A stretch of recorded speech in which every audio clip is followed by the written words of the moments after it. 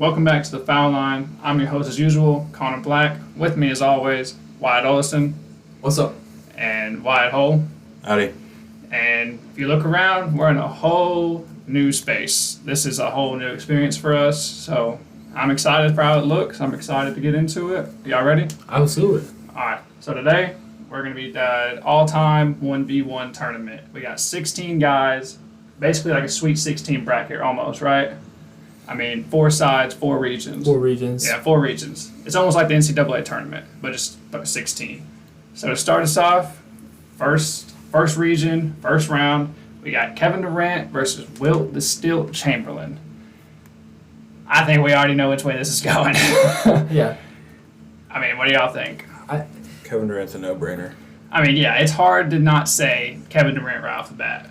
Because the versatility, offensively, 3-level.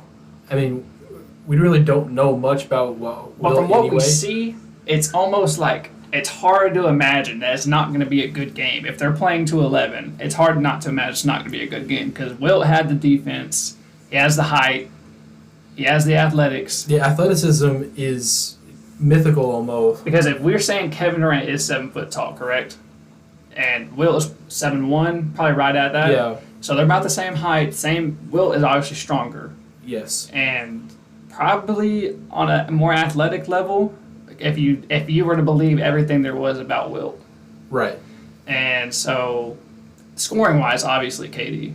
Like, from 3 to, I think inside, Wilt's probably going to win that battle. But outside, I just don't know. But like we've all played 1v1 in our lives.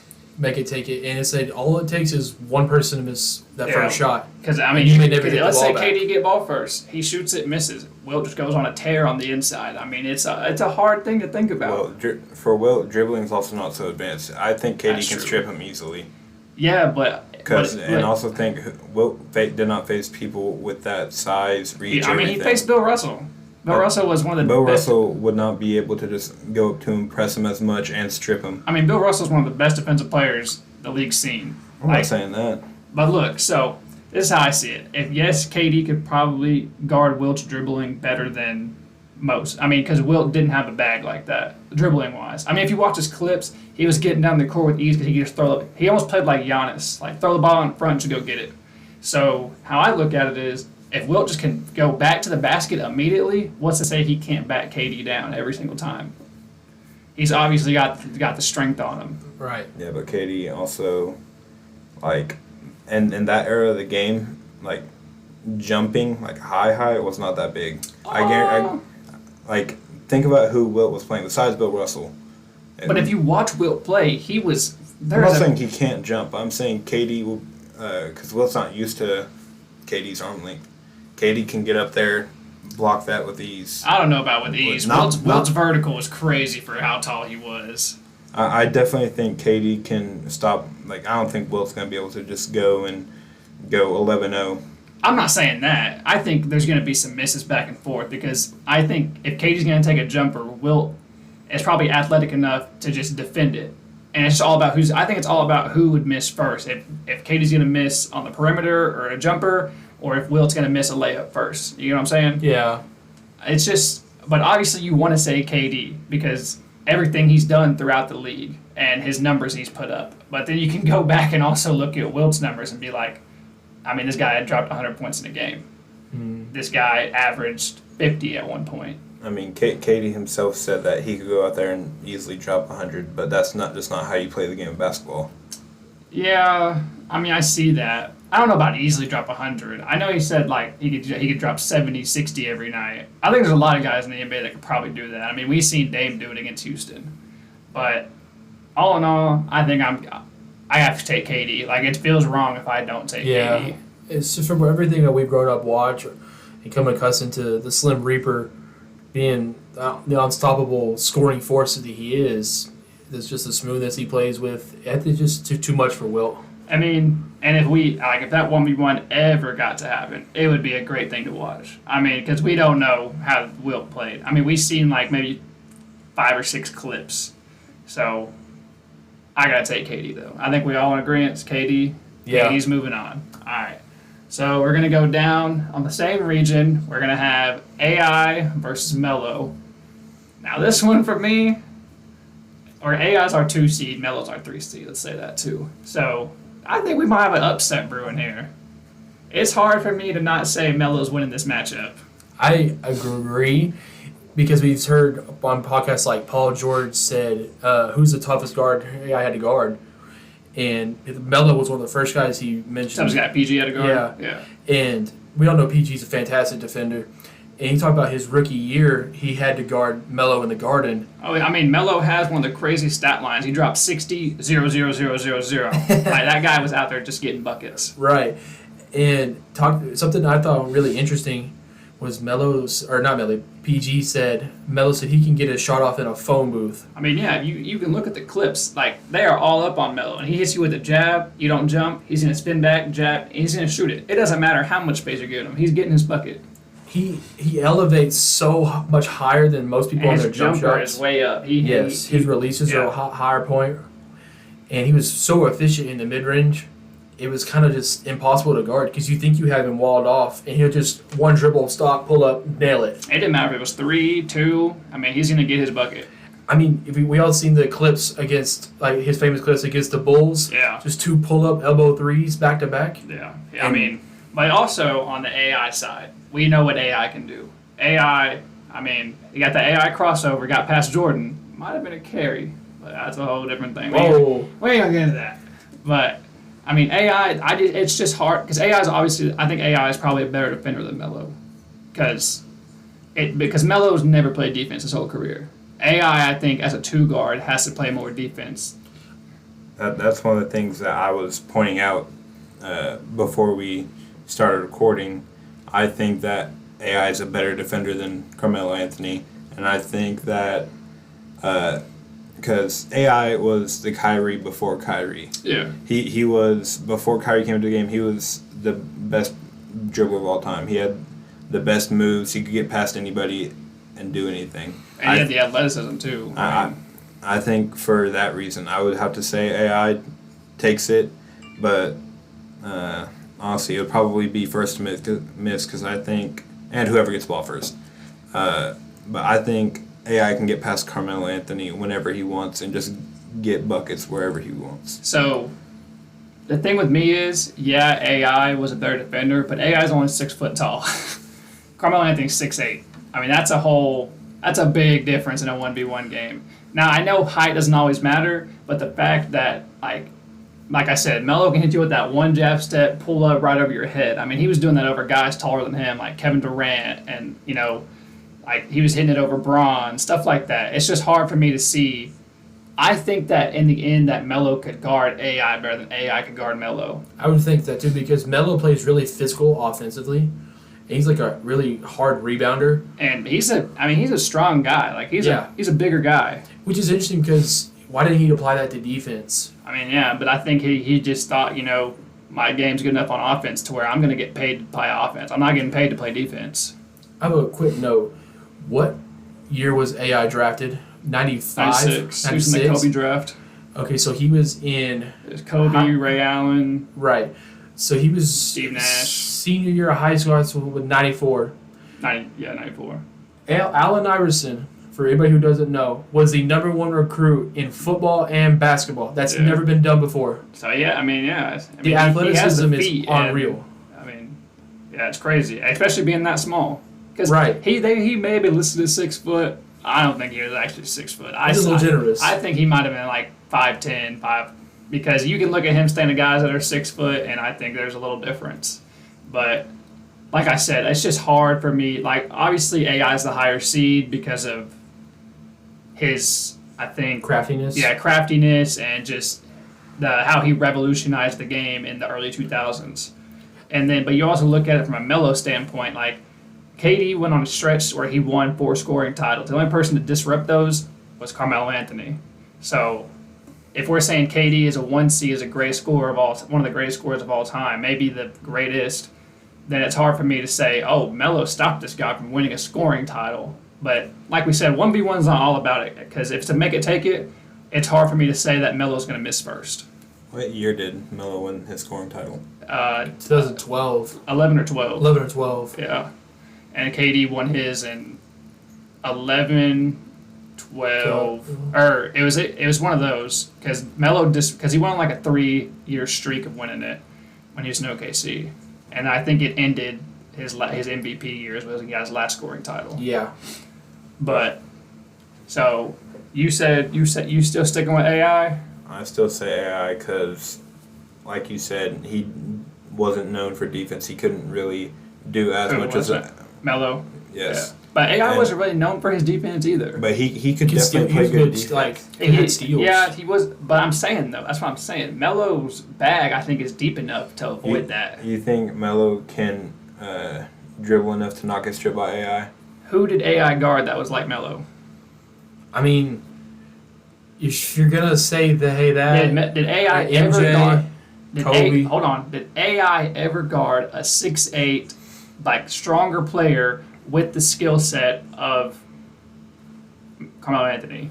Because he never had to guard those type of matchups. Yes, he guarded MJ and Kobe, and I'm not saying that Melo's a better scorer than MJ and Kobe, but I think the height, because they're 6'6", you add that extra 2 inches, and I think Melo's a little bit bigger than Kobe and MJ weight wise. Yeah. So I think that's a given. And MJ and Kobe, they're known for the back down fadeaway. Kobe every now and then hit the jab and pull, but Melo is like tight space. He's going to get this bucket off. So we're just going to take a vote, and we're going to see who moves on to the next round. I got Melo. And you got outvoted. All right, so we're going to go to the right side of the bracket now. And we got, I don't even know if we got to talk about this one. I sent you the clips, but it's LeBron versus Hakeem Olajuwon. He's gonna regret this.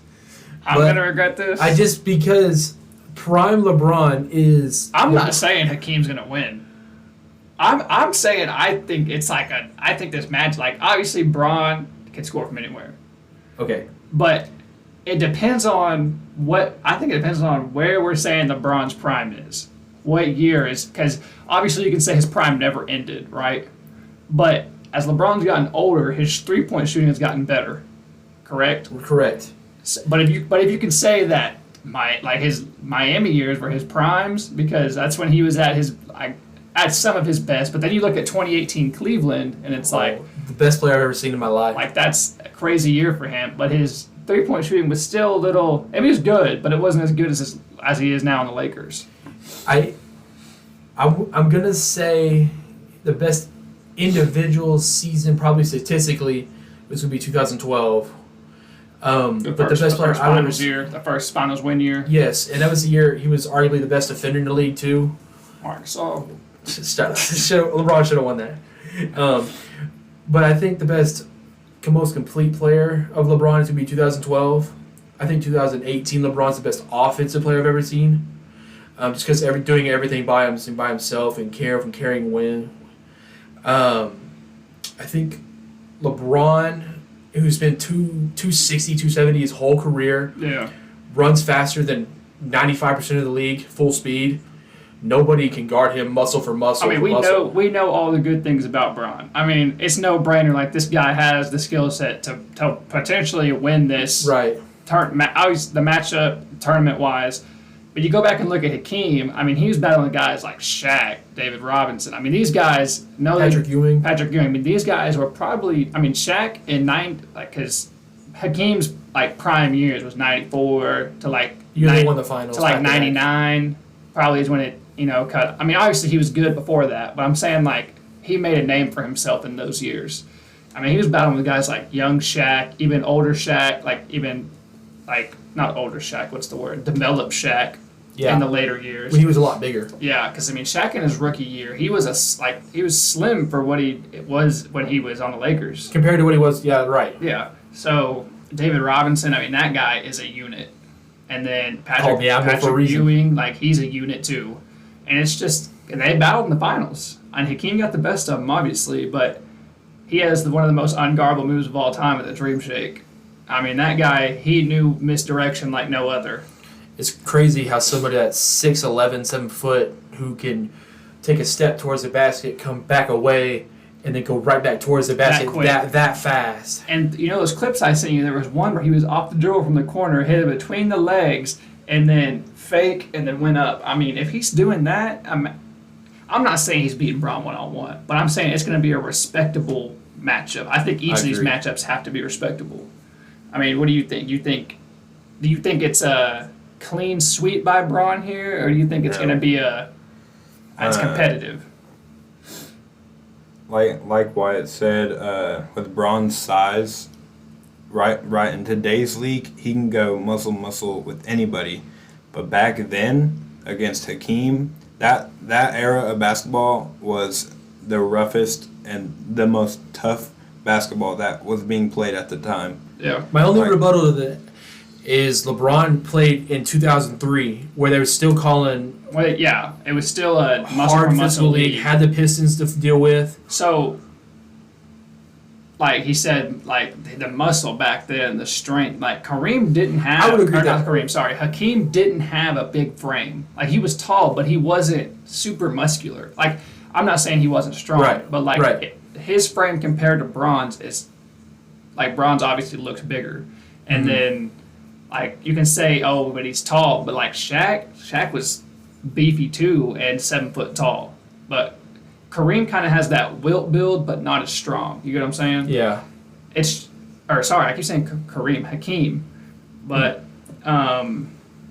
obviously I'm going to say Braun's going to win this matchup. Now, do I think it's a sweep? No, like it's not 11-0 Braun. I think 11-6. I think Hakeem's going to get some stops because his length, and he's one of the best defensive players we've seen. All-time block leader. Yeah, I mean, what do you think? You think? I think for LeBron to win this matchup, he's going to have to do most of it, if not all of it, from the arc.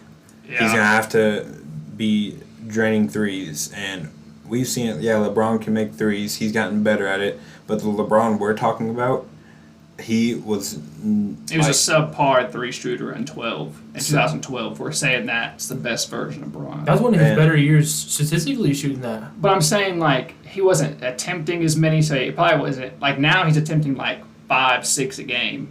Then he was probably attempting maybe 2.5 a game, like statistically wise. And I think the more you take, the more comfortable you are shooting them, obviously. I agree with that. But as I was saying, a subpar three. I mean, yeah, LeBron is muscular, but with 7 foot tall Hakeem, probably 250, I'd say. 250, like you said, one of the best defenders to ever play the game. I think if Hakeem on the offensive side, if he can be able to back down Braun enough and just shoot over LeBron, I think Hakeem. I mean, yeah, the Dream Shake. I mean, we've seen it can beat anybody. Like, it doesn't matter what kind of defender you are, I think he's going to get you to bite on it. I mean, people still try to utilize that move today. I mean, we've seen Joel use it. We've seen guys like Kevin Durant's done it. Kobe has his version of the Dream Shake. It just, I don't know. Like, obviously, I'm going to take Braun. I'm saying Braun's moving on past this round. I'm taking Braun. But it's going to be a good matchup in a close game. What are you thinking? I mean, even though we said Braun, you can still say. I mean, like I said, LeBron's gonna have to do most of that from the three, and even then, he's gonna have to shoot over a behemoth with his hand up in his face. And that's true. LeBron back then, he might make a couple. He's not backing down Hakeem. He might make a couple of those threes. I think Hakeem wins it just because he has a height advantage. How long is his wingspan? I couldn't tell you off the top of my head. It's over 7'5". Yeah, I mean it's definitely over 7 foot. Yeah. Like he can definitely shoot over LeBron, and if he can be able to get LeBron back down into that post over and over, and I think Hakeem wins it because he's one of the best defensive players on the. Well, I mean, Braun's also a really good defensive player. I'm not saying he's not. I know, but I'm saying like you're saying Hakeem's going to back him down and shoot over him. Braun's one of the most athletic. If he can. Braun's one of the most athletic players we've ever seen, and for Hakeem to shoot over him and hit. I mean, obviously if he beats him on the Dream Shake, it's an easy, clean bucket for him. But if he doesn't bite, I mean, he has no. I mean, if he takes a fadeaway. I mean, I think Braun's athletic enough to get up there and block it, obviously. Braun is an elite shot blocker his whole career. So, it's hard for me to obviously it's hard for me to say like Hakeem's going to beat LeBron James 1-on-1. But like I said, it's going to be it would be a competitive matchup.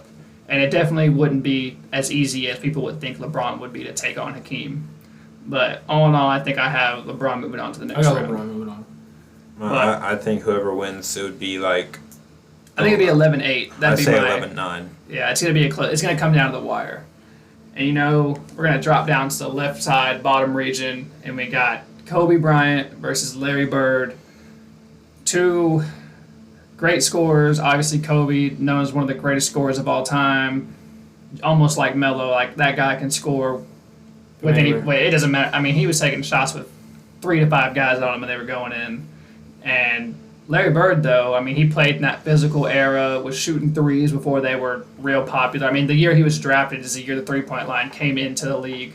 So it was a big adjustment for everybody, and Larry Bird came in and took advantage of that. He wasn't just shooting either. Well, no, I'm not. I was just saying. I'm just saying people underlook Larry's athleticism. Yeah, I mean, like he's especially for his time, one of the more athletic people to ever play. He dunked on Dominique Wilkins. Did do that. He also has been dunked on by now, but who hasn't been dunked on Dominique in that era? So most dirty white boy ever. I mean, Larry. I mean, he was getting his butt. He was going to tell you what he was going to do, and he's still going to score. Larry legend. Yeah, I mean. I'll also say this: we haven't talked about it much, but the mental part of the game. We have two phenomenal trash talkers. Oh yeah. Larry, regarded as one of the most, if not the best, trash talker of all time, getting into their heads before the game even starts, and you got Kobe, who is just stone cold, and he'll do whatever it takes, say whatever it takes. He's not like Kevin Garnett, but he'll say whatever to get into your head. One of my favorite Larry Bird stories is when he said that it was disrespectful to have a white boy on him. That was his exact words, and that's just a funny thing to say as he is white. So it's like, man, it's really disrespectful if you got the guy that's not good on me, And Larry Bird he dominated in his era. I mean, his back injury slowed him down towards the end, and I think if he was healthy, he would have had a longer career. Absolutely. Team USA, he still looked good, just not as good as he was in the mid-'80s. Have you heard the story about how he hurt his back? No. Like, from what I read, it wasn't even from him playing basketball that he hurt it. He was, if I remember right, his mom didn't have a good driveway, so he by himself got concrete, got shovels, paved the driveway for her by himself, and I guess he used most of his back to do all that lifting and everything. So I mean, it wasn't even basketball that hurt his back. I'm sure it played a part though, because you look back, he was getting knocked on the ground a lot. Like, I mean, I can't imagine going up for a layup and we say playing with the old heads is physical. I mean, I can't imagine playing. Every time you're going up for a layup, you got Bill Laimbeer trying to take your head off. So, now let's get into the discussion. Obviously, we know who Kobe is. We know who Larry is. It's just hard for me because Kobe's a great defender. I'm not saying Larry couldn't defend because he could, but Kobe's defensive is just, I think, here, and Larry's it's under him, obviously. So how tall are they? Larry's about, I think he's 6'8". 6'8". And then Kobe's 6'6". 6'6". But, yes, Larry Bird's athleticism is underrated, but Kobe's athleticism is crazy. I mean, that guy... I've said this a few times. Kobe is the best bad shot maker of all time. Yeah, it's not even close. I mean, he most of his game, like a game winner, or the game tire against Portland to send into overtime. Yes. He pump fake, he didn't bite. He goes up, then the guy jumps, and he still hits the shot over him. One of my favorite clips was him single-handedly bringing them back to win a regular season game against the Raptors. Yeah. And he's just hitting pump fake after, like, double clutch threes, was getting blow-bys for dunks late in games, the buzzer beaters, just the crazy angles. He's the best angle shooter ever. It's just like it doesn't matter where the defender cuts him off at, he's going to spin off the pivot foot, hit it the opposite direction, and it's just going to go in every time. And Wyatt pointed out earlier, just the mentality was crazy. And Kobe, he dropped 81 points in the game. I mean, that's the closest somebody's gotten to Wilt's record since Wilt. And I think that plays a part in decide. I mean, that guy, his efficiency wasn't always the best. I mean, we know that. Like you said, he takes bad shots sometimes, but he's going to hit most of those bad shots. I mean, and the mentality thing, I think Kobe has one of the strongest mentalities that the league has ever seen, next to MJ, Braun, anybody really. I mean, so it's hard for me to say that Larry Bird's going to beat Kobe Bryant at 1v1. I think Larry Bird is probably a better three-point shooter than Kobe, but all around, I think Kobe defensively and offensively just has him beat. Well, we also got to talk about it. Which Kobe? I'm saying what year of Kobe? 06. I think 06 is the best Kobe. 81 Kobe. And That version of 24 Kobe. No, that was number 6 or 8. Sorry, I can't remember. I think 07 is when he switched. I could be wrong. I think 24 Kobe is the better shooter. Oh yeah, but I'm just saying, like, Kobe through those championships runs was great, but he also had Shaq to help him. Right. But 06 Kobe with that vendetta, oh my gosh, 06 Kobe, if you go back and watch those highlights, that's some of the craziest NBA highlights you'll see. Like, he was hitting some crazy shots. Right. I mean, you can go back and say Larry Bird has that good mentality too, but then you got to think, like I said with I think Larry's teams were more deep too. Yeah, like I said with AI, like, he never had to guard somebody like Melo, right? 6'8", like 240, 245. When did Larry Bird have to guard somebody who plays like Kobe? Because I mean, it was already in the later part of his career when he had to guard Jordan. Exactly. Because he retired in like 91 or something, like 92. Right, because he beat Jordan a couple of times early part of his career. Early in his career, but by the time Jordan was... Where Jordan was. Yeah, he was dominating. And Right. because Jordan was still dropping 63 on them. Right. It wasn't like he was playing bad or they were stopping him. I mean, it was just his team wasn't great. Yeah. But him, like, he was doing good. And if we're saying that Kobe and MJ have played a lot alike, I mean, it's no doubt that Kobe modeled his game after him. He said he's looked up to him. MJ said he mentored him.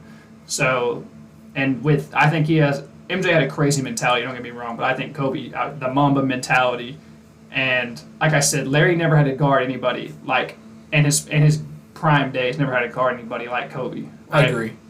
And I think Larry, if you dropped him in 06, it just, I don't know. I don't see him being as dominant with that play style. I think Larry was He was ahead of his time, Larry was right. Larry was strong. I think more strong than fast. Yeah. Because I think Kobe's first step is lightning fast. Because we can look at guys like him playing against guys like Magic. I mean, Magic was fast. Right. And his dribbling skills were really good. Like, his dribbling and passing is what he was known for. Right. And his quick first step. And there was times where Larry would play good defense on him, but there was times Magic was getting past him. So obviously Kobe's a better all-around player than Magic and more athletic, quicker. So it's hard for me to say that Kobe doesn't just beat him based off that alone. Then you add in Kobe's not going to lose. Like, he doesn't let himself lose. No. So I know you're biased. So let's just go ahead and hear what you got to say. You got all the Boston gear on right now, so we already know what you're going to pick. I mean, I already talked about his athleticism, but Larry was... Yeah, I mean, he didn't have to play anyone like Kobe, but for him, like, he was on, what was it, all-time all-defensive second team? I think in later 80s, yeah, I believe he was. So, I mean, he had good defense. He has a height advantage. His shot is high already.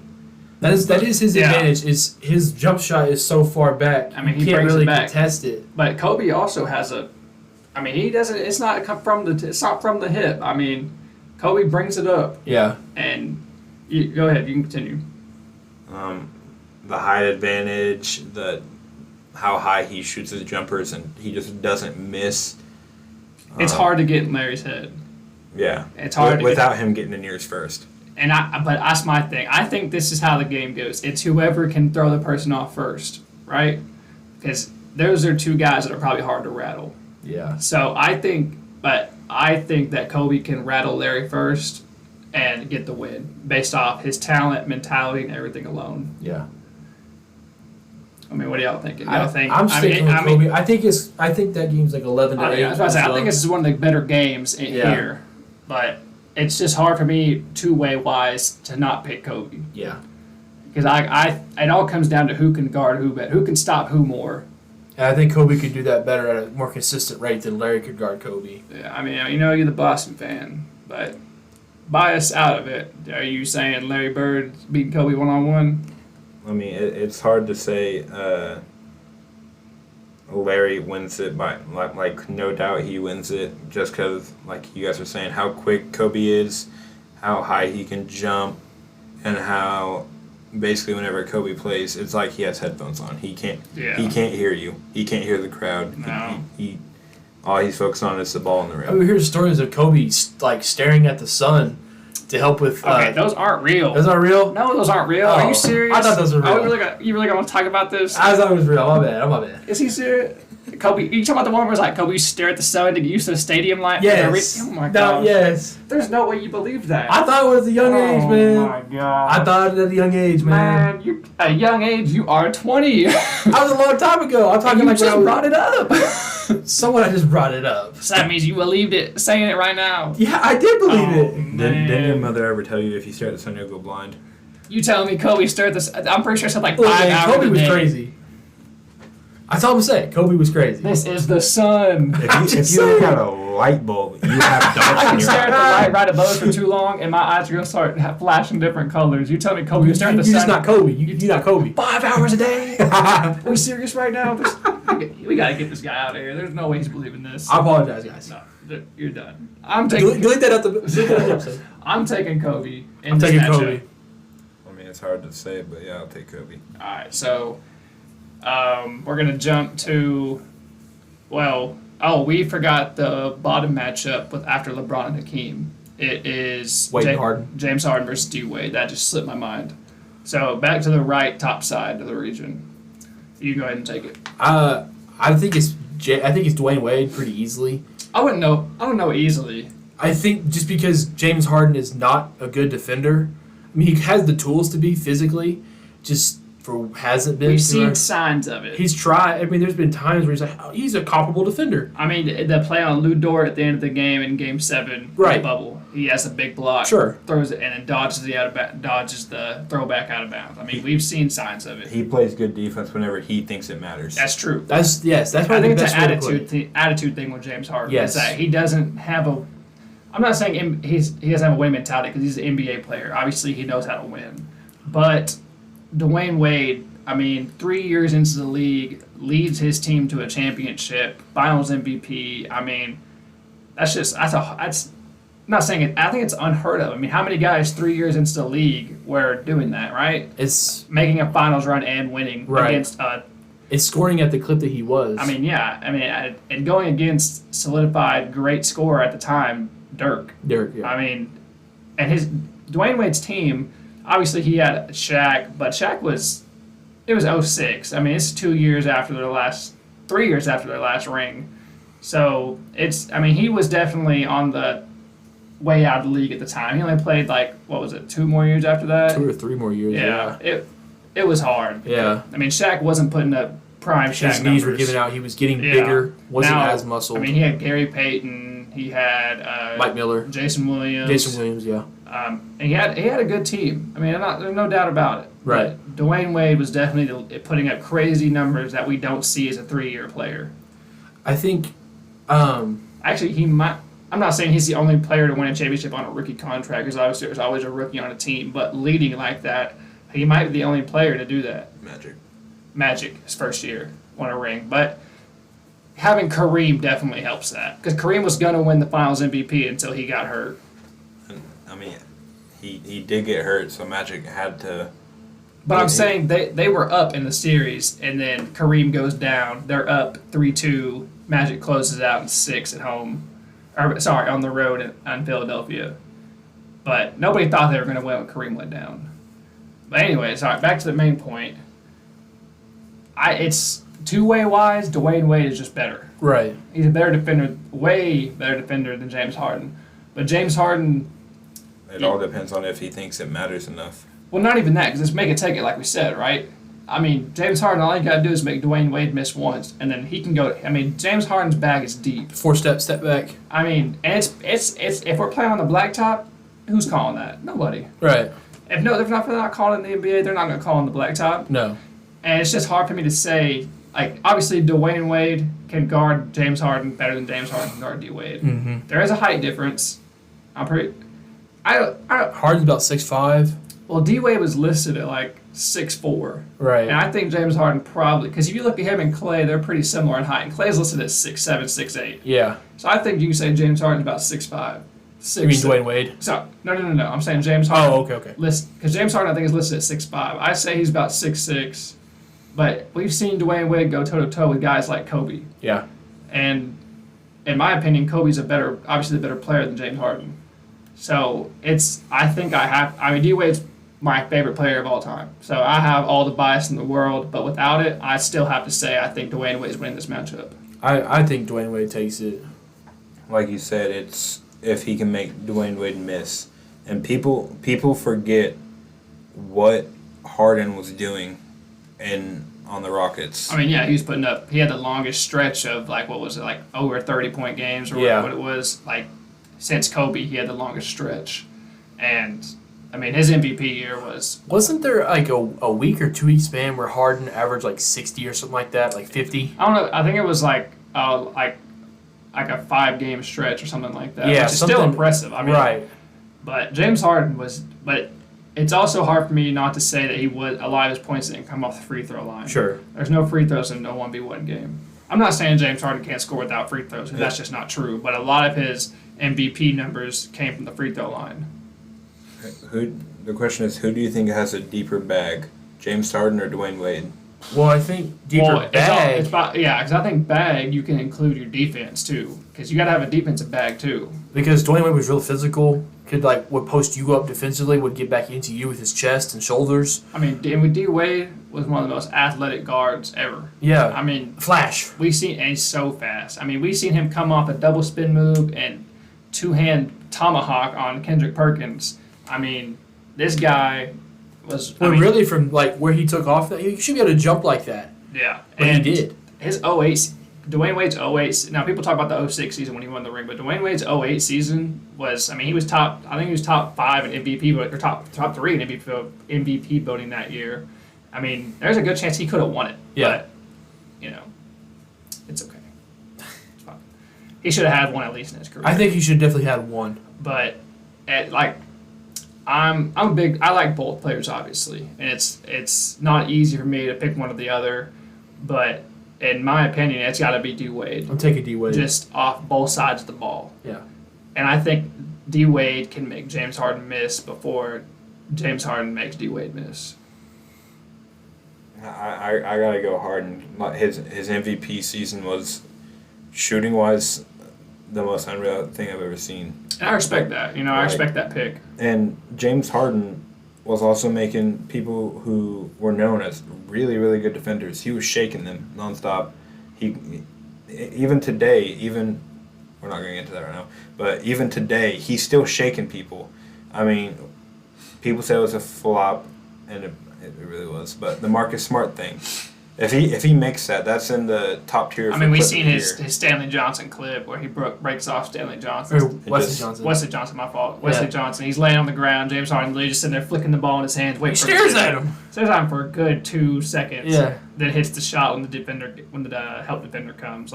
That's one of the most iconic moments in this era of basketball that we've seen. Yeah. I still see that video on my Instagram feed, and that was 5 years ago. But I think Rockets Harden is one of the hardest people in the history of basketball to beat anywhere. No, and I don't agree. I don't disagree. And we've seen clips of his lazy defense and all that, but like we said, this is theoretically this is a really, really important tournament, and let's just say the winner of it all gets $5 million. Let's just say I think just being known as the greatest 1v1 player of all time is good enough for them. Not for James Harden. It's not. I wouldn't say it's good enough for James Harden, but his defense, when he cares, is really, really good. He can lock up some good people, and on the offensive side, go down, take a step back, shoot a three with you in his face. And I think that's one thing special about Harden. When you're in his face, we've seen it so many times. Just being in his face is not enough. Like, but yeah, like you said, the free throw thing. This is where I look at it. We've seen James Harden get put we've seen James Harden get locked up by guys who aren't known as really great defenders. Like, I'm not saying Manu Ginobili wasn't a great defender, because in his early days he really was. But in what year is that when he had the game-winning block? That was 15? 15? Yeah. 15 or 16? 15. Ginobili was putting the clamps on Harden that series. Yeah. Ginobili was on his way out of the league at that point. I've never, obviously I didn't watch every single D-Wade game ever, but I'd never known anybody as a subpar defender or old guy to just put it down to where he's not scoring, And that's where and a mentality thing too. Dwayne Wade has one of the craziest winning mentalities ever. Mm-hmm. Like, that guy, like I said, was going toe-to-toe with Kobe. I remember he broke Kobe's nose, and Kobe came out and just, Kobe hit the game winner on him. But like I said, it didn't matter. Kobe had all the vendetta in the world against Dwayne Wade, and Dwayne Wade still made it a battle enough to push it to a game winner. So that's where I think the difference is between the defense and the mentality thing in this 1v1 game. I got D-Wade. Back to what you said, though, that's not the Harden we're talking about, though. That's 2015 Harden and 16 Harden is I'm not, obviously we're saying his MVP year, but still, that Harden was still putting up really good numbers. That's when it really started for him. Yeah. That's where it started. Okay, but I'm saying by the time he gets to 2018, James Harden was definitely using the rules to get a lot of buckets. Definitely. Even if they weren't calling the fouls, he did that arm hook thing to where he would hold your hands down, and I'm not discrediting him, but I'm just saying Dwayne Wade was able to score and be great without those things, and that's where I think the separation is. Like, Dwayne Wade, there's no foul calls in pickup. There's foul calls in pickup. There's no free throws in pickup. That's what I'm saying. So there's actually a Spurs game with James Harden, and he had 40 points, and he shot 23 free throws and hit them all. Yeah. That's over half of your points. That's where it's hard for me to be like, he's going to beat Dwayne Wade one-on-one, So we know my pick. D-Wade. I'm not saying anything against D-Wade. No, I respect your pick. I think these could all go either way. So we got D-Wade moving on. I got D-Wade. Okay. So now we're back to the bottom left region. We decided Kobe, correct? So this is all about who Kobe's going to play in the next round. Now, this one might be one of my favorite matchups that we have on here. Shaq and T-Mac. We know Shaq. T-Mac's career, I feel like a lot of people forget about, because he was plagued with injuries a lot. But in his Magic days, that guy, even on his young years in the Raptors, he was putting up great numbers. But his Magic days were insane. That guy, they made it to the East. T-Mac's Magic days were crazy. But yes, the injuries were there. But, that guy was like, what we say? We said PG before PG. His bag was so deep. And then, he goes on the stretches of having injuries. His Houston years, he wasn't as athletic. He wasn't as quick as he was in his early days in the Magic. But against the Spurs, what was his 13 seconds. 13 points in 30 seconds. In 32 seconds, that's crazy. Yeah. He single-handedly led them back into the game. And now, Shaq, obviously, the Diesel. It's all about, like we said, what player is playing. Are we taking Lakers Shaq or his early years? I think his Magic years can keep up with T-Mac better. Defensively, yes. And we seen the clip from All-Star Weekend in 96 or something like that with MJ, where him and Shaq are messing around playing one-on-one, and Shaq is doing dribble moves and hitting fadeaways. So if that Shaq is doing that, because these guys are NBA players at the end of the day. We see the off-season workouts even now. We got centers that are knocking down threes and breaking people off. But that's not their role in the NBA. Right. So that's also a thing to think about in these one-on-ones. So I think it's a great matchup between Shaq and T-Mac. I don't know who exactly I would pick. I think I'm going to let y'all talk about it and try to figure that out for me. I'm going to take Shaq. It's just too big. If T-Mac could get him to miss one time and grab the rebound. But it's all about who gets ball first, too. I mean, we're flipping a coin for ball. And if you Are we doing one-shot possessions? I mean, well, it's kind of. I mean, you get the rebound and take it back. I mean, that's we're not doing stop and check. No, I mean, like, if T-Mac makes Shaq miss, and Shaq can just get that rebound again. I think it's just a regular one-on-one. Yeah. Just play.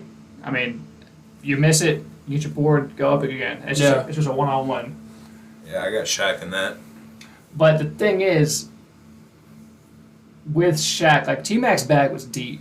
I mean, his dribble moves and his speed and everything like that, it was deep. And he's about 6'8", 6'9". I mean, he's not a small guy. I mean, he was shooting over people because he has one of those jumpers that it's way up. And it's a matter about who can miss first and who can stop who. Because T-Mac, it's just, I don't know. I don't know if Shaq can guard T-Mac on the perimeter like you're thinking. That's what comes to me with Shaq and these centers is guarding the perimeter. Because T-Mac could hit him with one move, because T-Mac could shoot. I mean, he could shoot. He can hit you with one move, get into his mid-range, and hit it. I mean, it can matter if Shaq's there or not. But can Shaq, for 11 possessions straight, back T-Mac down to the paint and score from the three-point line? Because is Shaq's bag deep enough to do a dribble move and get around T-Mac from the perimeter? Probably not from the perimeter. I mean, maybe from mid-elbow But to what did he post. say with KD and Wilt? Wilt wasn't a good enough dribbler to get around KD without poking the ball free. Obviously, I think it's hard for me to say that's not going to happen with Shaq. Right. If T-Mac gets on a roll offensively and drilling mid-range and threes, and maybe gets to slip past to the paint, because he's so... And he's crazy athletic. Yeah, quick, he was first so step. quick. And he dunked really fast, too. Yeah. He was quick power. I think he can maybe evade the block. If I'm honest, I think T-Mac could win the matchup. Am I crazy for saying that? No, because I feel this. I'm not saying like I'm solidified. Like he's my solidified pick. Right. But anybody could win. I mean, like I said, I don't think Shaq can back him down 11 possessions straight without T-Mac figuring out a way to stop that. Sure. It's like if you put Curry against Shaq, it's like, well, he's going to back him down every time. Okay, right. Well, what are you going to do if Curry gets the ball? Yeah, because Curry's so fast and quick, he's going to run right around him, sure. It seems like. But, like we said, if Shaq really had that deep bag that we didn't get to see, because there was instances in it where Shaq would run down the court, hit it behind the back, hit a pass to Kobe or Penny, whatever it was. So it's really a toss-up. Like I want to hear what you have. I know you said Shaq, but like we have to get in depth about this because this is a hard pick for me. I mean, yeah, T-Mac could poke the ball free, but we've seen the infamous Shaq clip: center on his back, dribbles once, pick it up, back down, spin, dunks, and just stares him down. But that's because he was catching the ball there. Shaq, you don't get to pick where you get the ball in a 1v1. You don't think that, especially with how wide Shaq's body is, you don't think he could get the ball, turn around, back down, and then go up? But we said the same thing. That was the argument with Wilt and KD, that we said Wilt couldn't do that it was with Hakeem and Braun and Wilt and KD, that they couldn't do that for 11 possessions straight. Back them down and score. Because, yes, Shaq is 7'1". T-Mac was 6'9" with a really long wingspan. Like, him and KD have some of the same frames. And it's just, like, it's the same argument every time. Like, they can't, I just don't see them being able to back down every single time without T-Mac or somebody figuring out how to stop it. Because T-Mac wasn't a great defender. That's not what he was known for. But I think he's a good enough defender and lengthwise to make a stop on Shaq. Right? Right.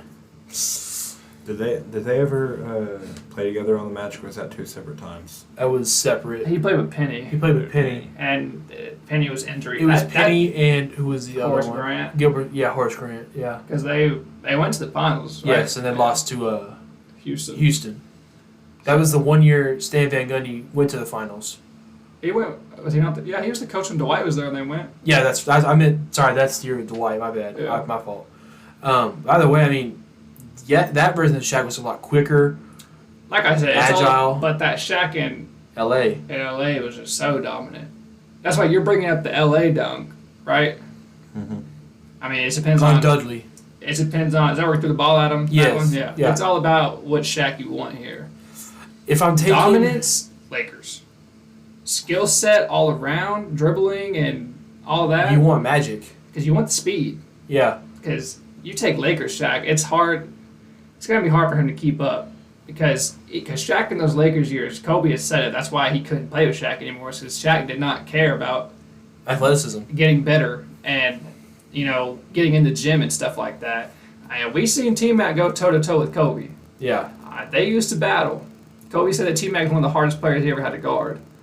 So It's like I'll go back to the physical standpoint. Like Shaq back in some of the LA days was well over 320 pounds. oh yeah, And he's even if he was skinny, he's just naturally strong like that. But I think it's just the difference in when he first came out of LSU in the draft and first got to Magic. He was fit. he was slim. He was slim. He was cut. We look at like Zion now, cut, Yeah. real defined. That's what Shaq was coming out of LSU.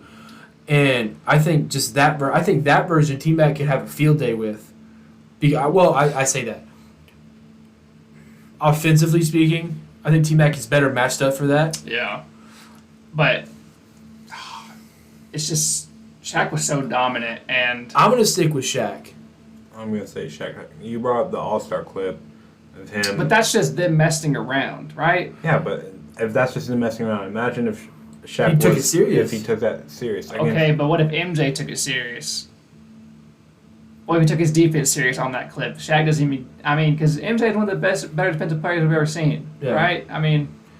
It's like that one clip from Shaq at the free throw line where he shoots the free throws and he just throws it off the glass from the 3 line. Just took during the All-Star game. Yeah, he didn't take a step. He just went and grabbed it and threw it down. And that was in his later years, too. Right.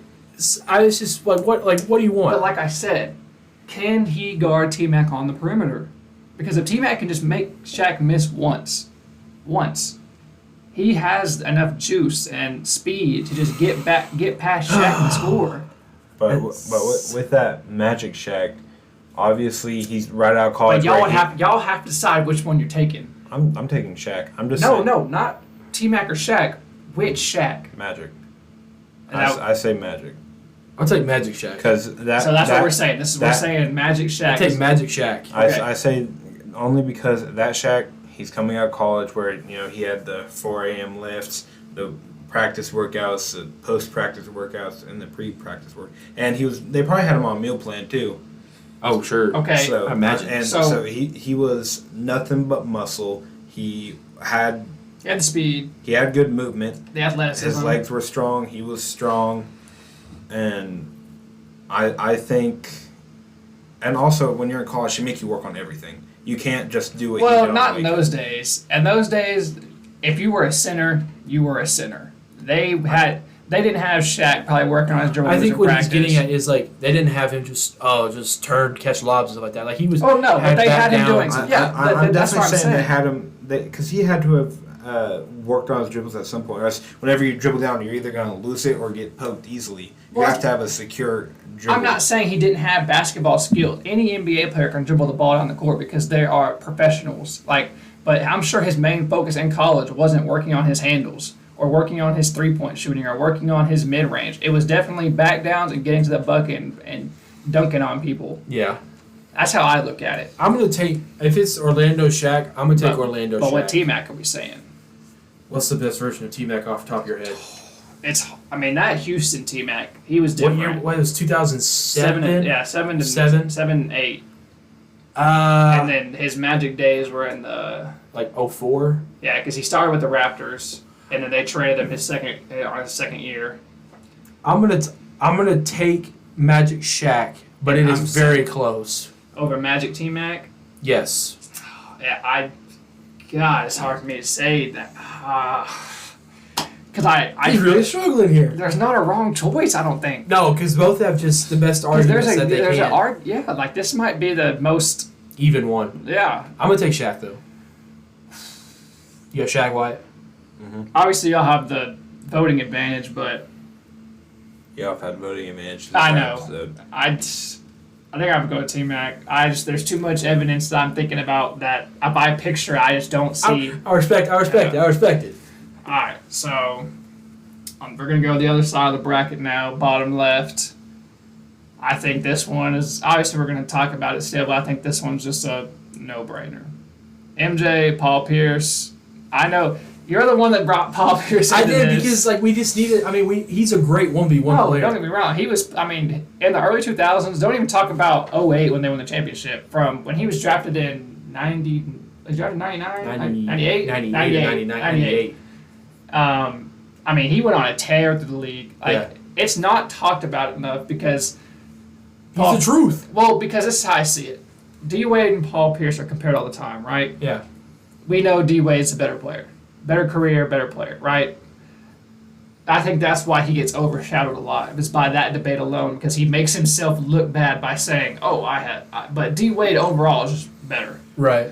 But, Paul Pierce went on a stretch where he averaged 28 every season. He got stabbed 11 times, came back, and still averaged 30 points a game. That's crazy to think about. He was not the most athletic guy, but he could get up there. Right.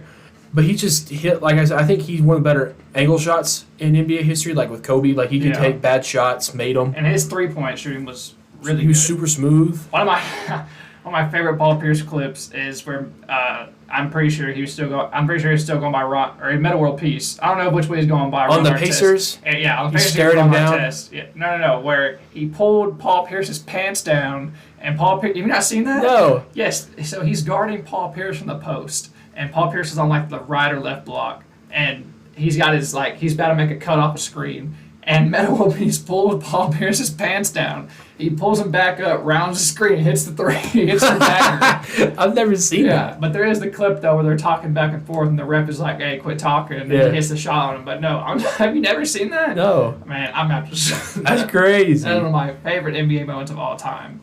But Paul Pierce, he never really had help throughout his career either. And until the big three. Until the big three. So I think that's another reason his career is overshadowed by that.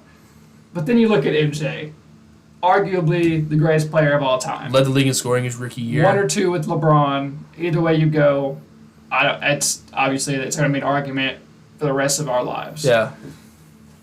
How many defensive player of the years? He has 5. One. No, MJ? He had multiple. MJ? He had one. No, he had multiple. No, MJ only had one. Are you sure? Yes, MJ only had one. He's looking it up. I'm looking it up. MJ only had one. Because I thought he had multiple. Because he won the scoring title and the defensive player of the year in the same year. He won in 87 and 88. I thought he had multiple. I was wrong. But, so I was wrong on that. That's my fault. I think, So. The LeBron guy knows the MJ stats. I'm kidding. Okay, I'm playing. Okay. Anyways. MJ does have even if he only won multiple scoring titles. Yeah. So many scoring titles. 6, yeah. Even if he only has one defensive player of the year, he's still known as one of the greatest one of the best best two-guard defenders ever. Best, obviously, like we say, Kobe plays just like him, but I think MJ had him on the defensive part. I would agree.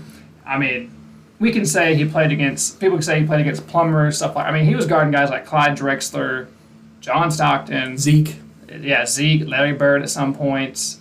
Danny Ainge, he was guarding Danny Ainge. Danny Ainge was a great player in the 80s. Mm-hmm. But Jeff Hornacek. There's so many guys that they say plumbers that were actually talented basketball players, really good basketball players. One of my they made the top 75 for a reason. Yeah. One of my favorite MJ clips is the shot.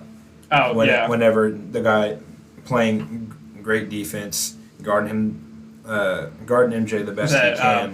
Byron Scott or Byron Russell? Which one was it? Russell. And then MJ goes over, gets him to turn his hips, notices it, and immediately crosses right back over. Snatch back. Now, some people might say it's an offensive foul on the hook, but I don't think it was, because if you look at it, his momentum was completely going this way. MJ now, had his hips turned. Don't get me wrong. Yeah. I'm sure he didn't push him, but the momentum part, it just makes it look like it. But that was a big move in the 90s. Everybody was doing that. The rules allowed it. Some people still do it today in pickup games. So, yeah. But I'm saying MJ, not saying MJ no doubt, because I think it's I'm going to thinking be... like 11-5. Yeah, it's 11-4. MJ is definitely going to dominate the better part of the game. Yeah. Because I don't think Paul Pierce is a good enough defender and fast enough to keep up with MJ. No, definitely not fast enough. And Paul Pierce wasn't a subpar defender by any means because he was muscular. Like he wasn't. I mean, he was just a beefier guy. I mean, he was able to battle. Good absorb contact. Yeah. So I'm taking MJ. I think this is one of the lower debates that we have here. Yeah. Everybody. Yeah, okay. Yep. So this one is going to be my favorite because I know what he's going to say because he doesn't know a lot about the other guy, but I know we do. Pistol Pete versus Kyrie. I'm just going to go ahead and say Pistol Pete averaged 40 points a game in college. There was no three-point line, but he was still taking those shots. Right. Pistol Pete also has, honestly, you could say a lot of people don't talk about this, but he changed the game when it came to dribbling. Because back then, there was a rule up to a point where you could only dribble with this one hand.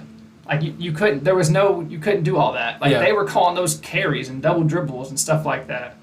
So, for him to have that deep of a bag in that era is crazy to me. Like, he's way ahead of his time. Do you think it, like... I think if you drop Kyrie in Pistol Pete's time, like, he becomes the Pistol Pete of that era. It's pretty fair to say, I guess. What are you going to say? You're talking about how Pistol Pete and how deep his bag is. Kyrie might have the deepest bag in NBA. Well, no, I'm not saying that he has a deeper bag than him, but there's also a big height difference here. Pistol Pete was around like 6'7", 6'8". Was he really that tall? Yeah. I thought he was only like 6'3" or 4". No, he was tall. He was a tall guy. Okay. I want to say like 6'6", 6'7". And then Kyrie... I know he was super skinny. I know Kyrie's listed as 6'3", but I say he's like 6'2". 6'2", 6'1", somewhere around there. Because there's a difference between that. I mean, because Russ is listed as 6'3", but he's the same height as James Harden when they stand side by side. Yeah. So it's like, a weird... Like when Kevin Durant is the Boogie Cousins. It's a weird thing. Yeah. I know the league now has cracked down on it, but... So my breakdown of that is Kyrie is one of, I think, is easily top 15 most talented players to ever touch the basketball court. Yeah, I think... I mean, you could say... Top 10. Yeah, I mean... Top 10. Yeah, And I don't think you can argue... that. Right. Just the 2018 season from Kyrie with the Celtics before the injury. Oh, he was on a tear. The spinning I remember. Are you talking about the Bucks clip? Yes. He hits him. He goes to the cross, brings Chris Middleton up with him, and then just spins between Chris. I think it was Drew. Yeah. Spins between both. How do you spin through a double team? And then takes a floater. Yeah. He just does things that just look. And then the USA clip where he just dribbles through everybody. But then you go back, like, there's not a lot of film on Pistol Pete, obviously. I mean, there's more film on him than there is Wilt. But Pistol Pete may not have been doing the same exact things as Kyrie, but he was definitely doing things no way had seen before. Yes. And his practice clips, you look at him, he was a crazy good ball handler, crazy good shooter. I think you can say Pistol Pete's a better shooter than Kyrie.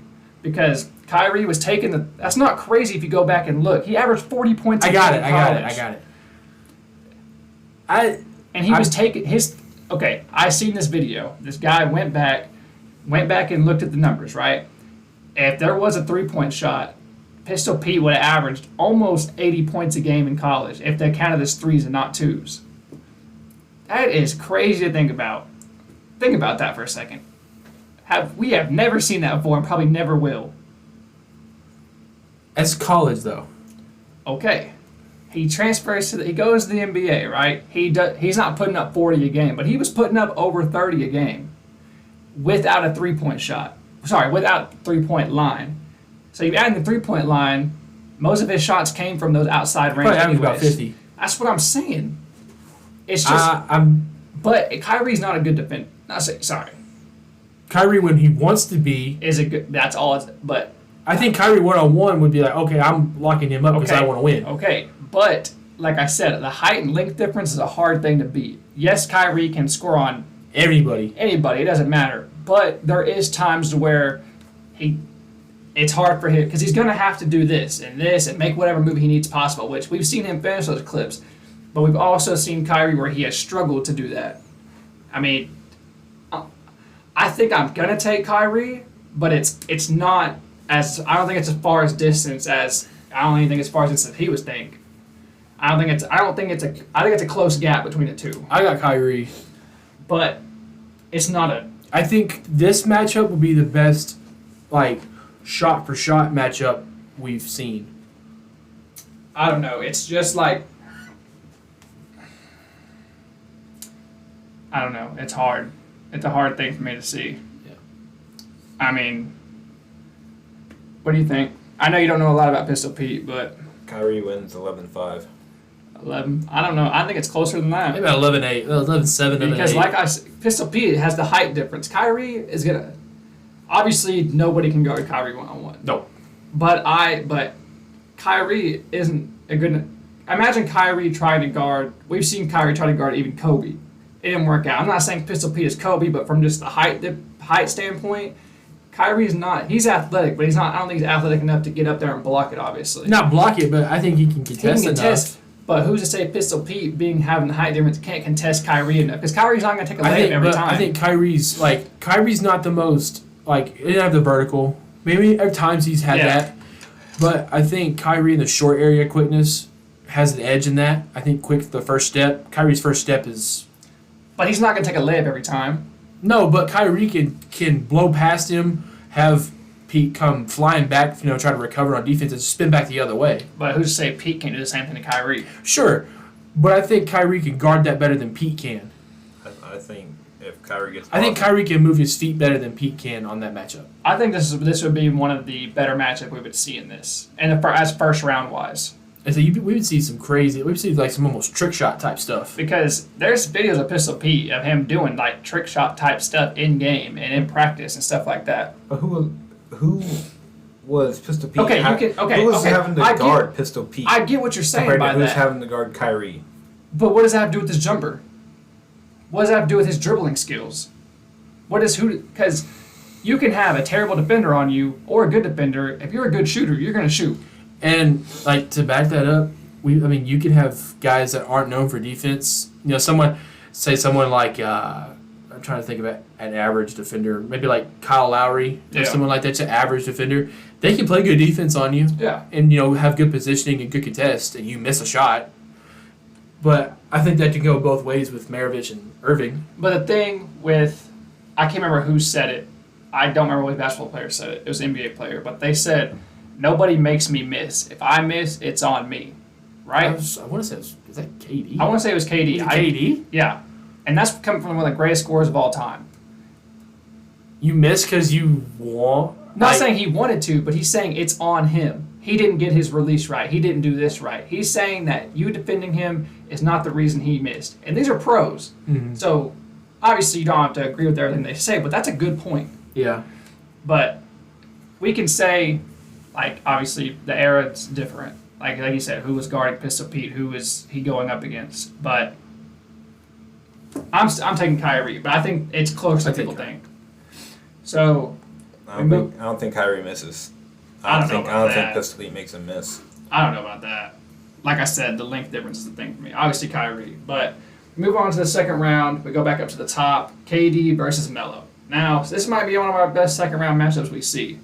I mean, two guys who played against multiple times in career and scoring titles. It's just, I think I'm still taking KD here. Take KD, but like I said, the gap is going to be close because KD isn't a bad defender. A lot of people say that, but he's a good defender. He's 7 foot tall with a crazy wingspan. Like he's been a good shot blocker his whole career. Exactly. And OKC KD was crazy athletic. Like that guy was putting everybody in a body bag. Yeah.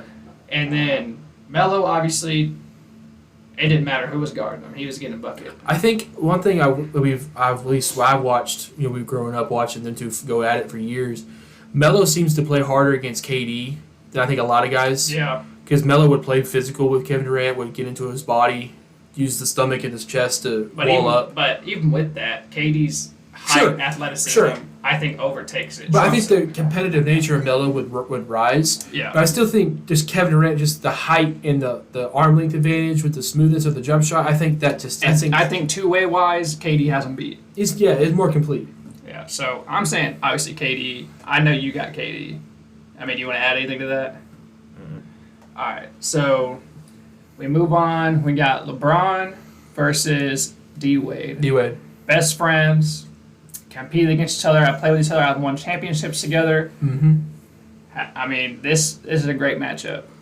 But It's just, I think, just because Braun is too big. the size difference. Now, it's hard for me to say that's going to be close. Just You think because like prime LeBron could guard Wade probably better than LeBron would guard Shaq or Hakeem. Yeah.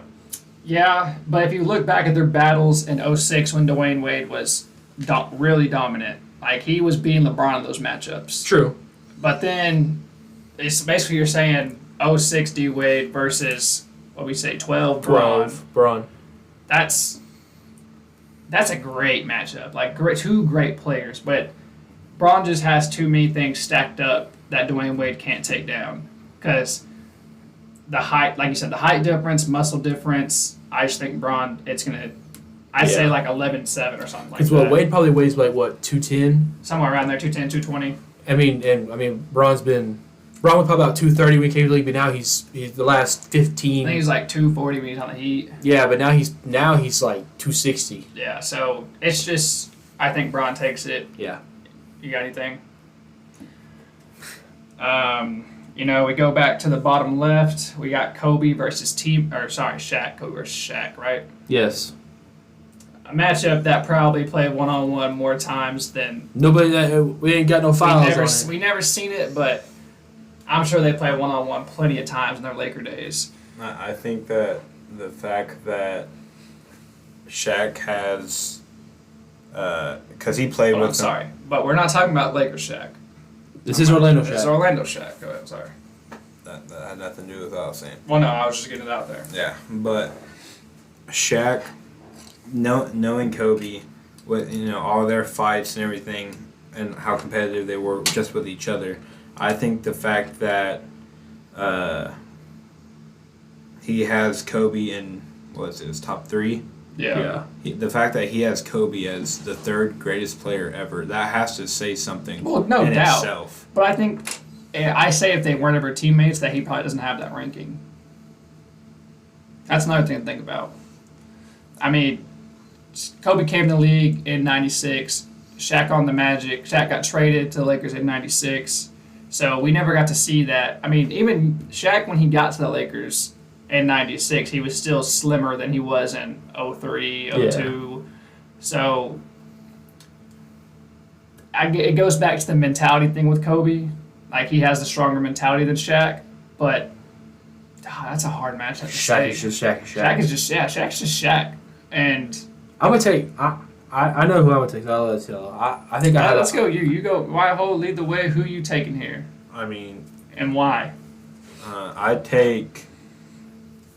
I'd probably take Kobe because, like we talked about, he's one of the quickest players ever, can make ridiculous shots, even when contested, and his mentality, even if Shaq's bullying him, say he backs him down, scores twice, he's going to give him the ball back and say, you're not scoring a third. I mean, and he speaks so many times. Kobe spoke stuff into existence. But with Shaq, like, just the muscle and, like we said, this is 93, 94. This is like 94 Shaq to the finals. I mean, Superman. He was a whole different animal then. I would take Kobe. I think I have to take Kobe. Not even just on a respect standpoint, just a pure basketball skill standpoint, but two-way. It's going to be hard to score on either one of them. Yeah. I mean, we've said it that Lakers Shaq is not the better 1-1 player, but he's the better player.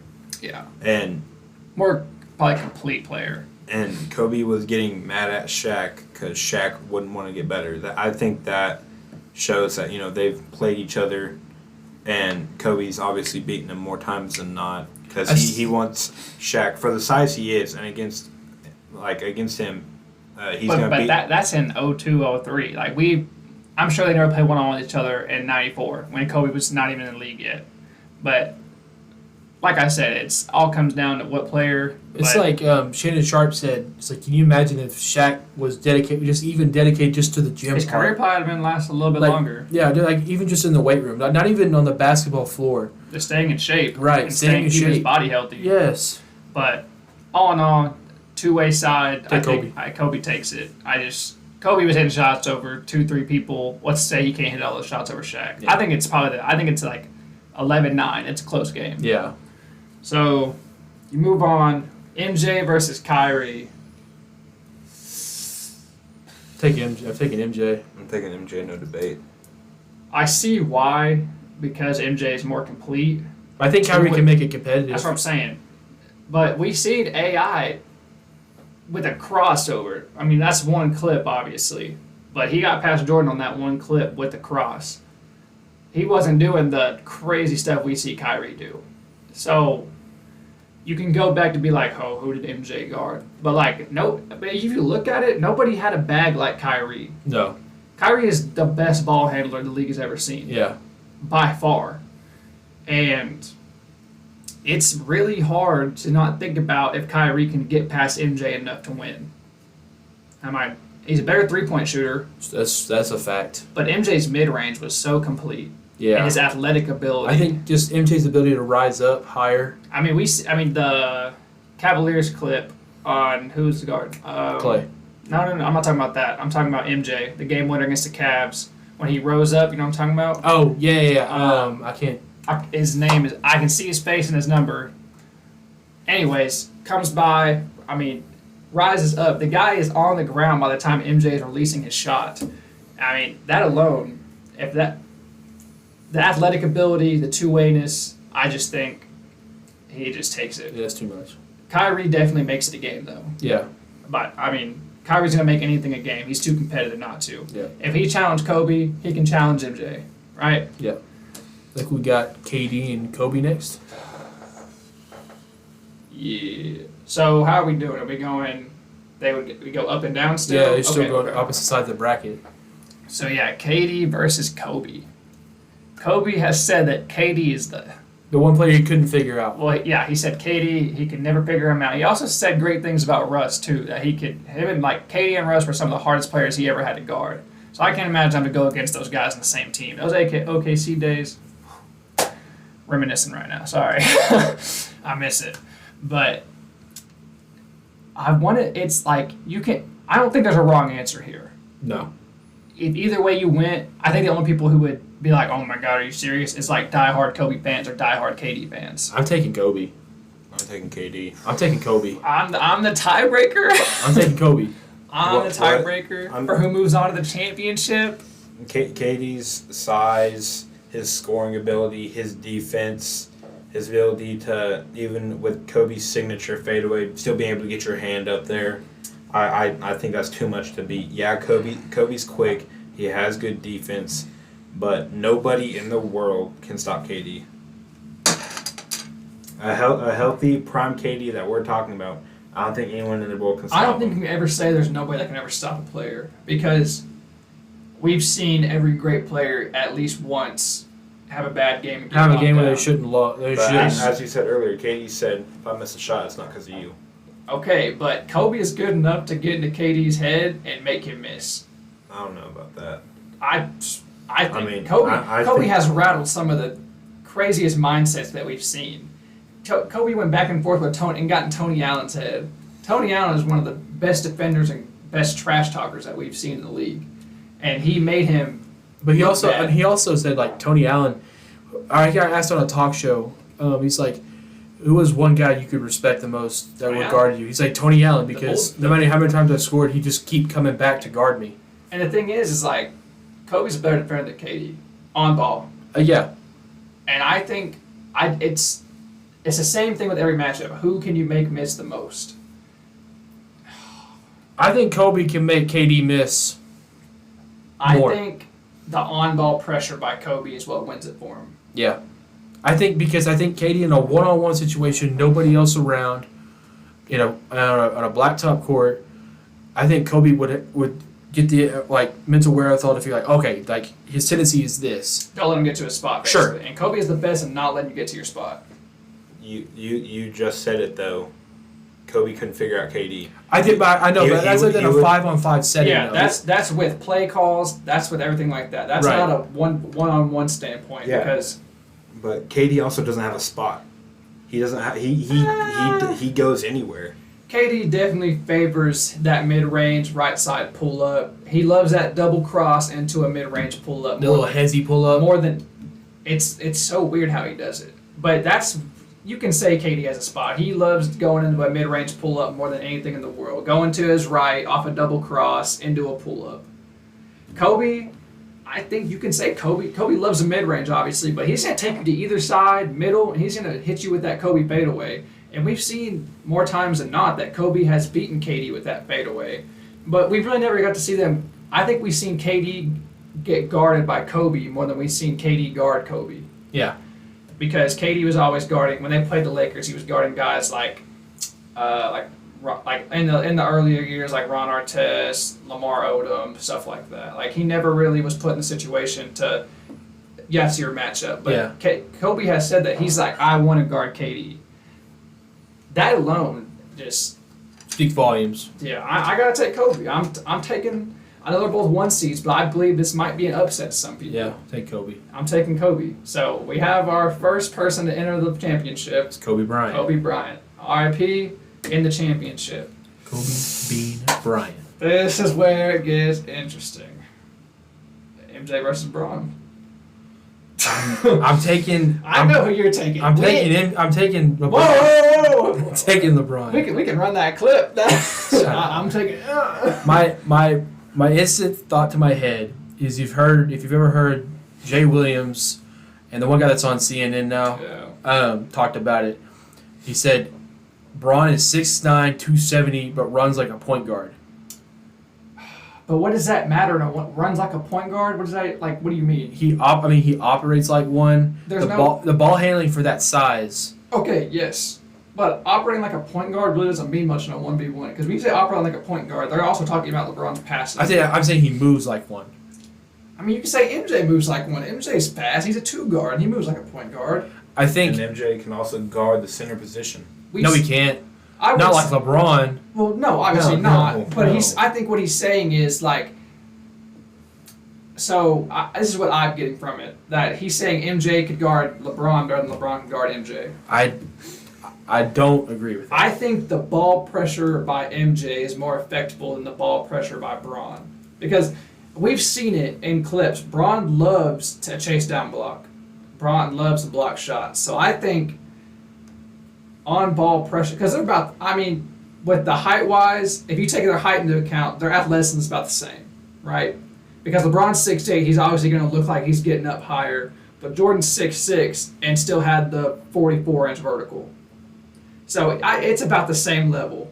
And Jordan played in a physical league. LeBron can be physical on defense, and especially if it's a one-on-one on a blacktop, it's going to get physical.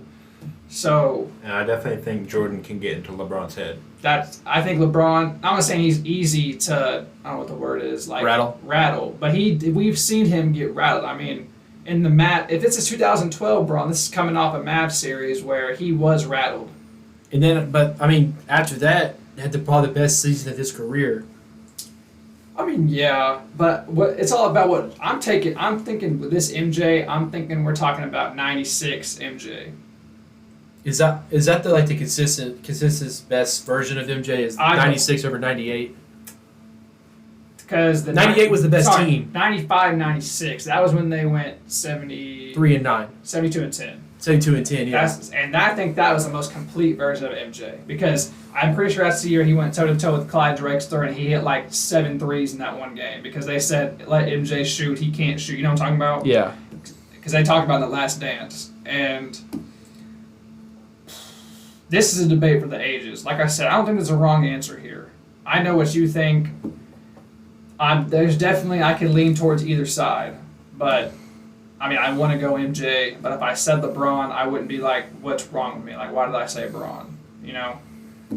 I'm going to let you decide. I'm going to let you say what you think.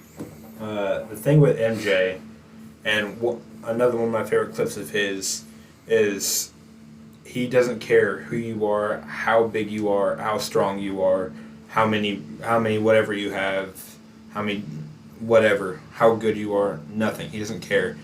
Like we saw, was it the All-Star break where him and Hakeem were talking, and he was like, "I'm gonna dunk on you this year," and he's like, "No, you not. I am not letting you even." That's about Mutombo.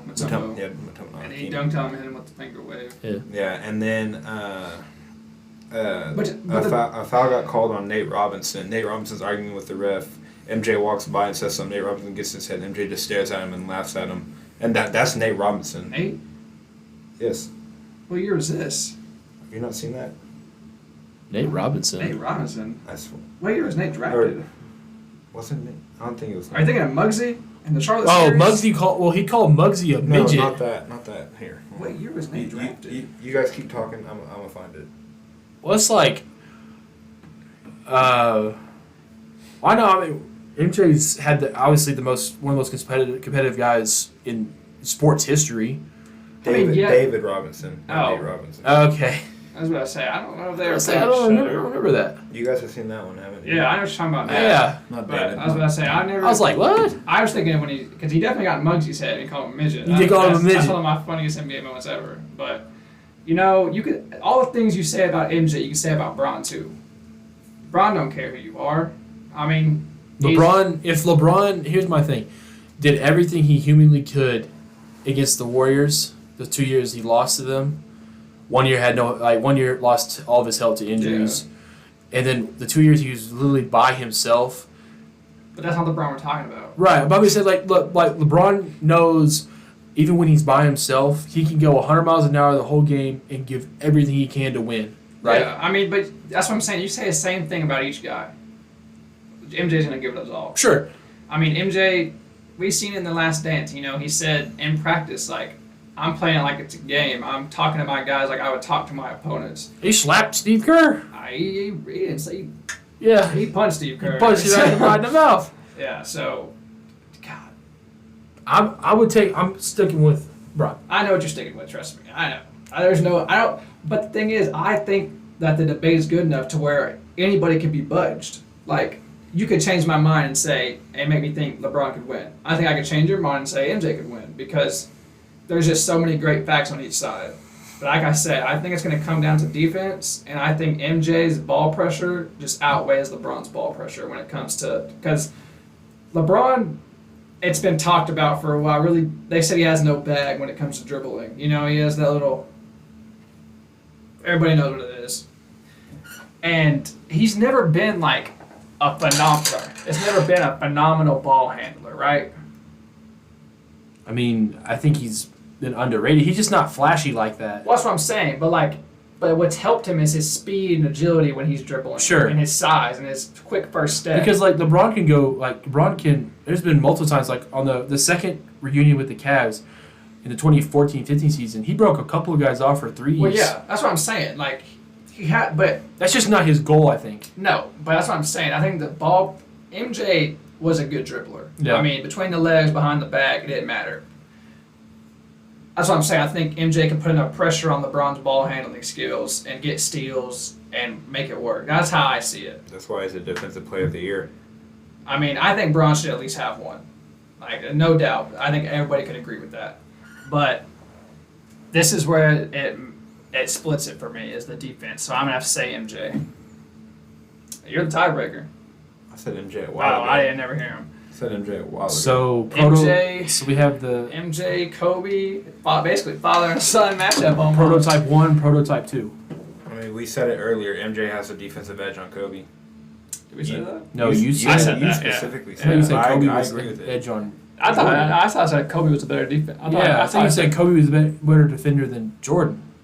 I don't know what I said. I think that's what you said. I ain't gonna get into that because I don't want to double back on what I said and it be wrong. All we know is they're literally a carbon copy of each other. there's literally like a 30-minute YouTube video of side-by-side clips of Kobe and MJ. Look in a mirror and you'll get both. I mean, we're in the championship round here. This wraps it all up for the tournament. I mean, this is almost like the MJ Bron debate. Like, this could go on and on and on. Yeah. I mean, so I got Kobe. I got Kobe. That's crazy. It's not crazy. For him, that's crazy. He doesn't even have Kobe in the top 10. But that's nothing to do with talent. That's not talent-wise. That's everything. Yeah. Right? When you're talking about your all-time, you're not talking about talent. If that's the case, you wouldn't have Magic in your top 5. Right. You wouldn't have Kareem in your top 5. Because here's my rebuttal to that. It's like I can send him a list that I made of top 40 most talented players in the league. Yeah. Right now, I have Ant. But that's completely talent-wise. Right. I have Ant 5 in the league right now. Yeah, right. Sure. So it's like it's the same thing as this. It's like, well, I have Kobe number 1 in the 1v1 tournament, but I don't have him in my top 15 because accolades don't matter here. Yeah. This is what you are as a player. Exactly. But if we're talking about 96 versus 2006 Kobe, man. Or 96 MJ versus 06 Kobe. Yeah. That's two of the greatest, like, if you want to say those are one player, those are two of the greatest players. If you said 06 Kobe, talent-wise, he might be top 5 all-time talent-wise in that season. Yeah. I'm taking Kobe.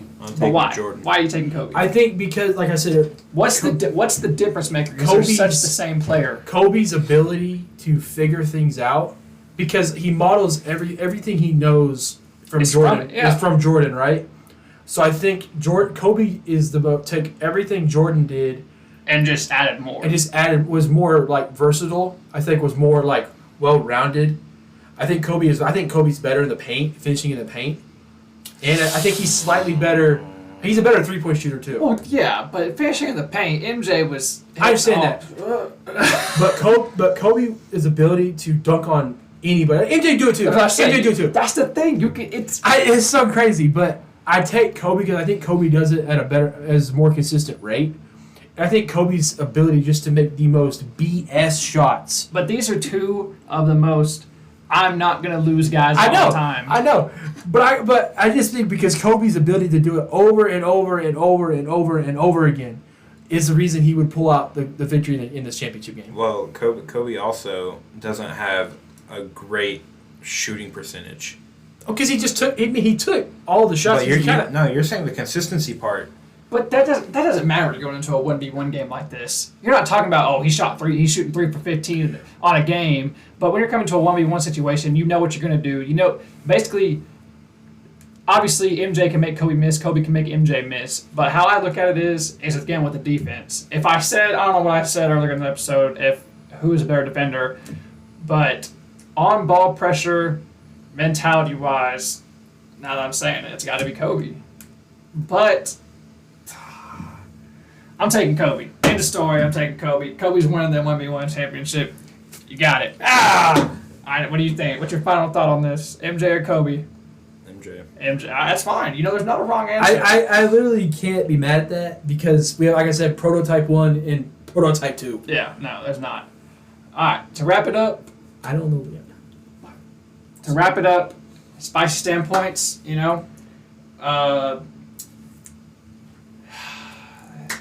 apparently, if a team James Harden, there's a potential trade for him to go to the Clippers. It would be James Harden, Russ, Kawhi, PG, and then whoever. But we're talking about the big four here. I said that team would be scary. He said it wouldn't, based off.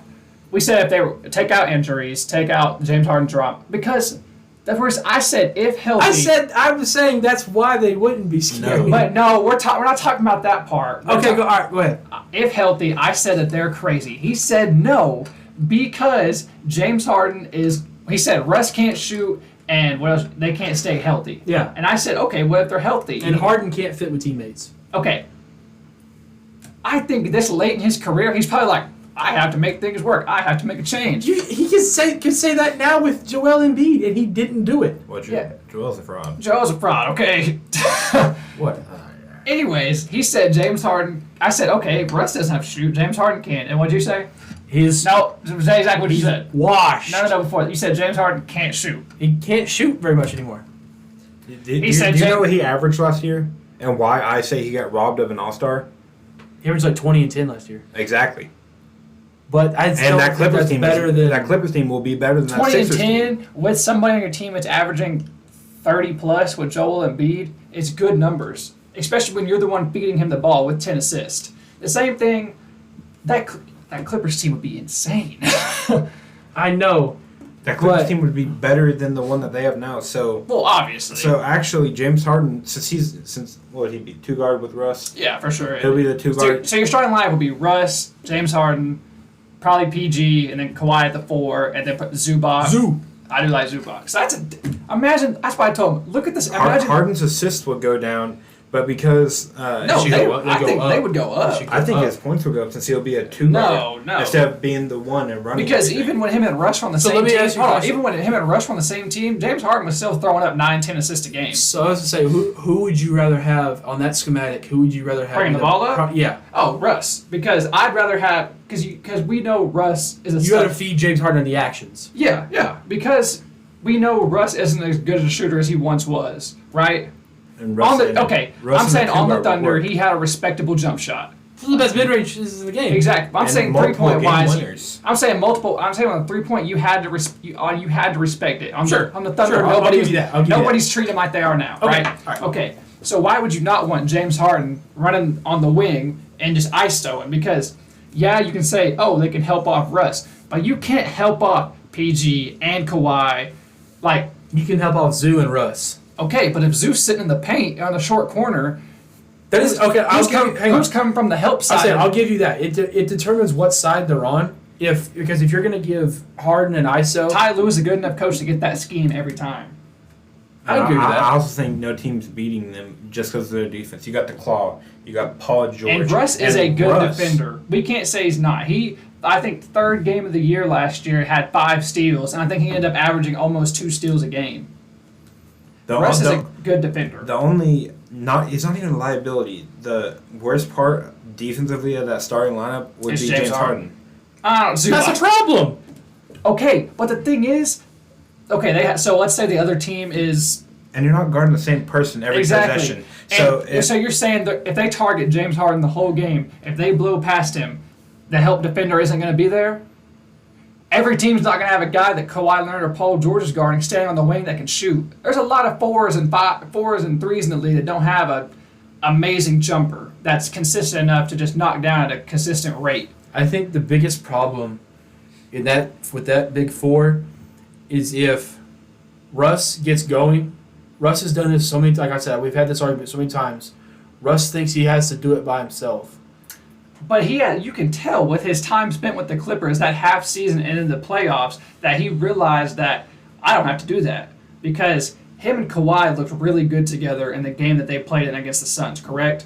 And then Russ, obviously, when Kawhi goes down, takes over for the Clippers. And like we said, each game they lost was from like 3-10. Like, it wasn't like the Suns were just obliterating them. So you throw Kawhi back into the mix, they win that series. You bring PG into the mix, they definitely win that series. You throw James Harden on that team, it's a no-brainer that team healthy makes it all the way to the finals. Again, you're throwing the health word into it. Okay, Kawhi, but that's not the discussion that we had. That was what the argument was to begin with. Okay, but with the new rule this year, they can't even sit both of them at the same time anyways. Yeah, you can't sit 2 people. Harden's not an all-star. It didn't say all-star. It just said star. All-star. No, it said star. The rule is written as all-star. Okay, but even then, I thought I said all-star within the last 2 years. James Harden was an all-star the year before last. And he could have been one this year. He turned down his reserve spot. That's true. The thing is, I think it works. But the health thing, yes. But take that out, that team is so complete. You got Russ, who can be a pure... Hold on. You got Russ, who can be a pure point guard and feed the ball. He knows now this late in his career that he doesn't have to be the guy. He can feed the ball out. He showed that in his half season with the Clippers. He showed that mainly in the postseason. And then, he didn't really get a chance to because, Kawhi went down. But then, James Harden, he can dish the ball out. James Harden could... PG and Kawhi are good enough shooters to where if James Harden ISOs, they can hit off the help defender. No? I'll give you that.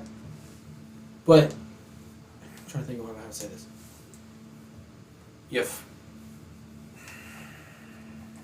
I'm trying to think the best way to word this. Who said that? You did. With Russ, is you just got to think if he's again, it's the mentality with interfering with Harden, because Harden has also done that too, where he thinks he has to do it himself and doesn't rely on for the most of his career, he did. Okay, but he thinks he had to. So in OKC, he had to have his own team. Well, no, it wasn't even that. He just wanted money. He didn't even want to get traded. He just wanted money. That was it. It wasn't, oh my God, I want to be the guy. I know my question. When all the trade things were happening before Kyrie went to Dallas, right? Mm. If he would have went to the Clippers, what team do you think is better? Kyrie, PG, and Kawhi, or Russ, Harden, PG, and Kawhi? Russ, Harden, PG, and Kawhi. Really? Yes. I think Kawhi, PG, and Kyrie clears. I don't, because why would you want? I mean, because Kyrie is better than Harden and Russ right now. Well, don't get me wrong. 4 is better than 3, right? Yeah. So exactly, you should answer the question. I'm saying the team works. What do you think? I'm saying James Harden's not washed. His numbers just go down because of who he's playing with. That happens to anybody playing with another superstar. What's your final take?